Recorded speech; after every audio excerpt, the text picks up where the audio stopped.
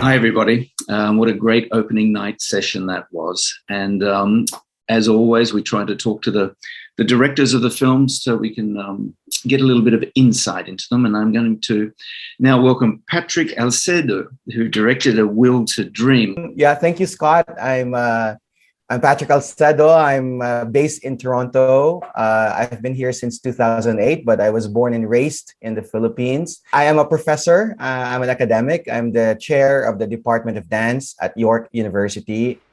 I'm a documentary filmmaker, obviously, and a dance anthropologist. I've always championed the people who have less in life. And I really want to put a spotlight on their lives and to show their resilience, to show how I could be their cheerleader in my own little way. A Will to Dream is that it's an output of that. So whenever I'm not teaching here in Toronto, I would always go home to Manila. And every summer I would film, and I fell in love with this organization called the Quezon City Performing Arts. It's a program for poor children and at-risk youth. So I committed myself to just spending all my summers there for the next the last 4 years I've been going. And so that has been a journey. And I met Luther Perez. We became really best buddies, and we became, I think we call in the Philippines BFF, best friends forever. And I got so inspired by what he's doing. So, these are little dreams, but dreams nevertheless. Hindi ba? So, yun nga yun ang sabi ko rin sa kanila, mangarap kayo unti-unti. Kasi yung unti-unti, kaya nyong abutin yun Kasi yung iba akong mangarap, minsan suntok sa buwan, impossible. Tell me briefly about the other characters. So I'll talk about John. John is a 31-year-old character or subject, if you want to use that word, who started as a dancer, a father of 2 boys, really insisting that I am going to stay with ballet. I'm going to stay as a dance teacher, even though my neighbors or my relatives are saying, why are you teaching ballet? You should be doing something else.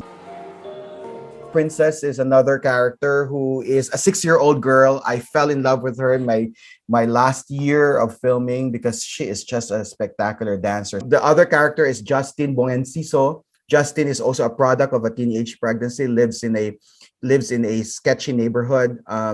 And because the biological mother could not raise him, it's the uncle who raises and the grandmother who raises him.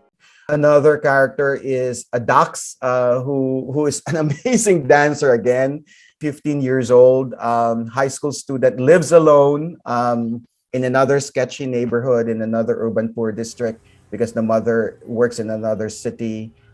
And then the last character, and this was really a collaboration between me and Luther. I said, Luther, I mean, let's also have somebody who really became a success story, because these characters in Manila are still struggling. They're just trying to make it. And I said, why don't we find somebody, Luther, who really was able to make his life or her life better because of dance? I said, okay, let's go to Hong Kong.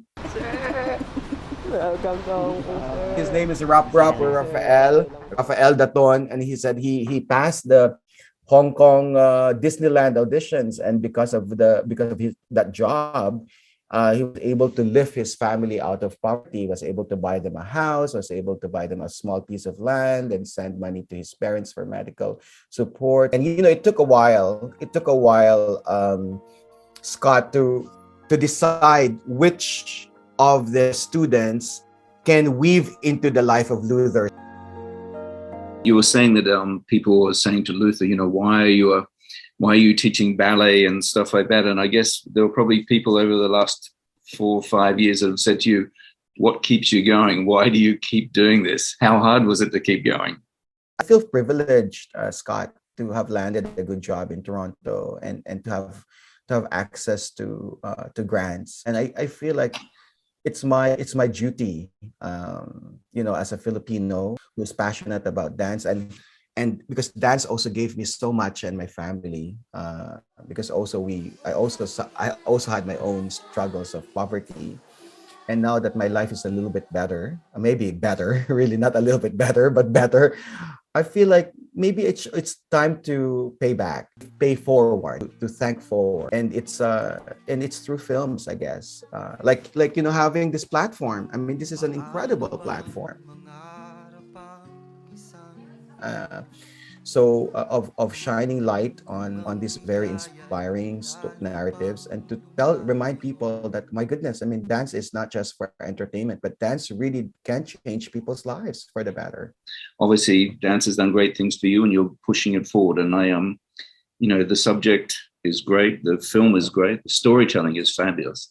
So Yeah. all I could say is, thank you very much for sharing your work, and keep on making great films. Thank you, Scott. I mean, thank you for this moment. I really, from the bottom of my heart, and on behalf of all the people behind the film, we thank you. We thank this festival.